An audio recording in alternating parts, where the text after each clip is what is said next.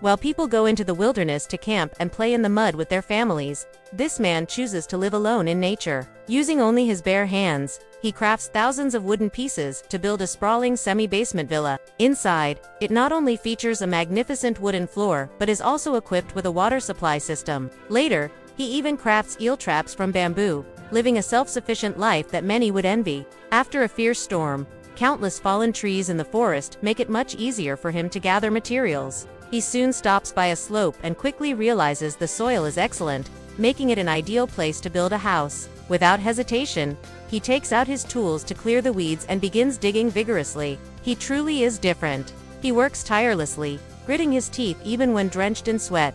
The biggest obstacle is the hard rocks buried deep in the ground, which are harder to handle than regular soil. Fortunately, he has extraordinary strength and seems to be tireless. He completes the foundation, which is 2 meters high and 26 square meters wide.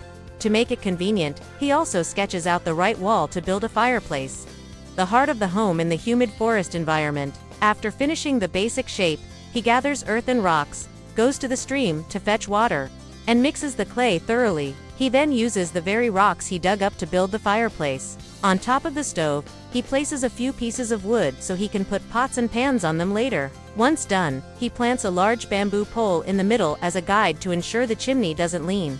Then continues to build it higher. It must be said that this method is extremely effective. The chimney stands up very straight and sturdy. Since the earth walls are quite loose, he decides to add a layer of homemade cement around the walls. The main ingredient is ash from dried pine leaves burned in the stove, producing clean ash without impurities. He mixes the ash with earth and adds stream water to create a wild-style adhesive.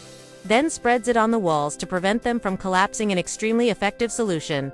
Next, he goes to find many large logs to create the load-bearing frame. The raw wood needs to be processed, so he cuts the logs into smaller pieces, carves grooves at the bottom, and drills holes at the top to connect them into 2 sturdy braces. Placing the wood on the braces, he can easily use an axe to shape them into square logs. Thanks to the sharp blade, the work becomes much easier. After creating a pile of wooden boards, he carefully draws straight lines on the surface and continues to use a chisel to finish them. He carves grooves along the marked lines for easier installation later. With uneven surfaces, he has to use a wood plane to smooth them out. After processing the materials, he can now dig holes in the floor to plant the load-bearing wooden posts, adding more ash from plants to prevent termites and decay. His craftsmanship is truly The wood pieces are cut to the exact length down to the millimeter for the horizontal rafters that connect the roof. He also skillfully carves slots for a perfect fit, ensuring the structure is so strong it won't shake for decades. After securing it with wooden pins, he also adds a central ridgepole to begin roofing. He just needs to lay wood as the base layer and then nail both ends to complete the main frame of the shelter. While still strong, he continues to use his woodworking tools to cut wood into boards, preparing for the next stage. He works without rest, tirelessly continuing like an overtime worker even after night falls. He works all night, creating a pile of wooden boards sufficient for the walls. After transporting them back to the site, many parts of the wall already have grooves, so he just has to stack each board into the correct position. He doesn't even need to use glue or nails to ensure its stability. When finished, the wood scraps from cutting the boards are used as roof tiles. The original bark still on the wood acts as a perfect natural camouflage. The important thing is to stack the wooden boards layer by layer to prevent water from accumulating when it rains. After processing the pile of wood, he installs each board on the front and back of the roof. The precision is so high, it fits perfectly as if measured with a ruler.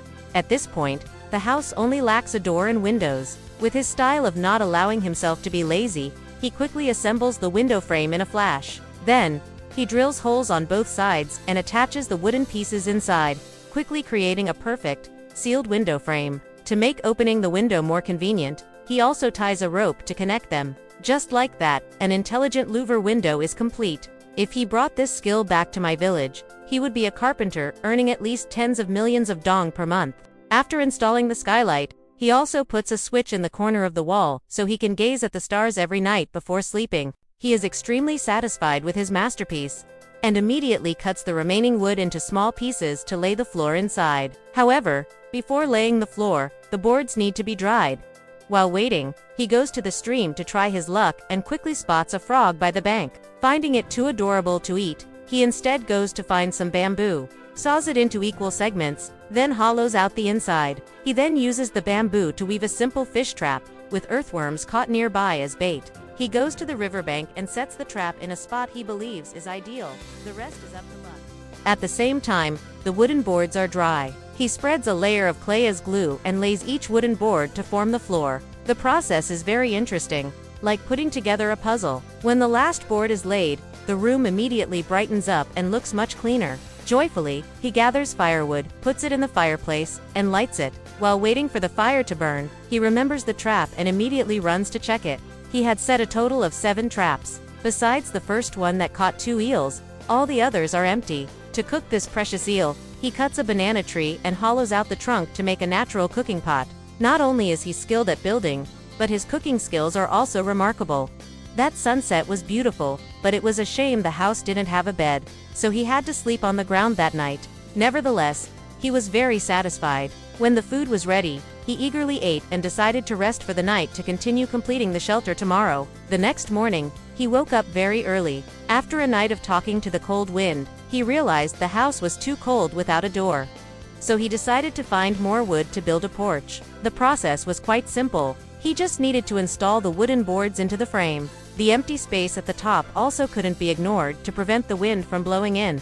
After completing it, he used earth to create a camouflage layer on the outside, since the outdoor decoration style needed to be consistent, and the indoor area of the house was quite large. He wouldn't let himself be at a disadvantage when it came to sleeping. He started by carving uniform grooves on a few boards, then brought them into the house to assemble a complete bed frame using tight mortise and tenon joints, ensuring it would last for decades without any issues. He just had to lay the boards on top, and a perfect single bed was created. If it were sold on the market, it would certainly be worth millions of dong. When resting, he often takes walks around the area because the forest always holds unexpected gifts, such as an old pine tree with bark full of precious resin, a wonderful survival material that can be used as glue or a candle after refining. Nearby, he also finds a 100-year-old tree stump, just what he needs for furniture materials. However, due to its large size and deep roots, it takes him an entire afternoon to drag the log back.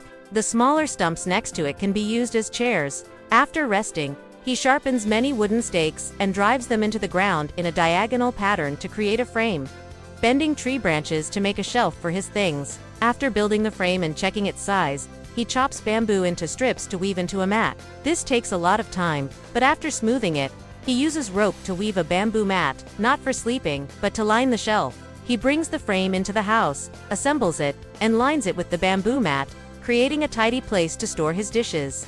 Since the house is far from the stream, fetching water every day is quite difficult. He decides to carve a groove in a log to build a water storage tank in front of his door. He pours crushed rocks down to prevent the soil from collapsing, then attaches the boards along the groove to form an octagonal frame. The leftover wood pieces are used as dividers for the tank. With this capacity, it is not only enough for daily use, but also allows him to bathe and brush his teeth comfortably. The bamboo pipe at the bottom is attached as a drain. All he needs to do is add a layer of clay and wait for the rain. The new day begins with thick fog. He decides to make a water-saving valve, and only bamboo can help him do it. He cuts the wooden pieces into circles, drills a hole at the bottom, and attaches an anti-slip rubber ring.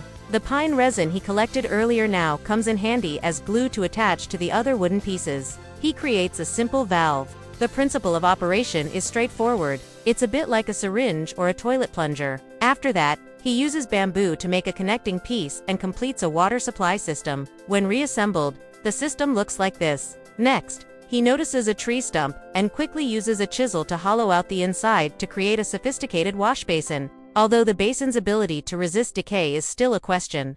He isn't worried and immediately attaches a wooden support frame inside the house. With this wooden frame, the basin becomes extremely sturdy. To make drainage convenient, he also removes a part of the floor and digs a drainage ditch underneath, making it easy to dispose of wastewater in extremely thoughtful design. On the roof, he also installs a drainage system to both store rainwater and prevent water from seeping into the walls and causing damage. After finishing, he uses the remaining wood scraps to lay the porch floor. After all this time, A Phuc's new house is finally almost complete. He happily digs some steps at the entrance to make it easier to go in and out. To prevent erosion when it rains, he goes to the river, collects many large rocks, and uses them to reinforce the steps, still using wood for the surface. Although it seems luxurious, the finished product is incredibly beautiful and worthy of the effort he put in. Now, only the decoration step remains. He can live here for the rest of his life, and that step is, of course,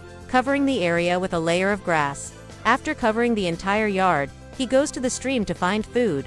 Today, his luck is not as good as before. He only finds a few snails and some abandoned golden apple snails, but that is enough for a full meal. He brings them back to his shelter, washes them in the water basin, and then cooks them on the fireplace. Although this type of snail often has many parasites, it is safe to eat if handled properly. And so, he enjoys his first meal in the new house with golden apple snails dipped in spicy chili sauce. Although the new house is still empty inside, he can add more furniture later. For now, the only thing he wants is to have a good night's sleep.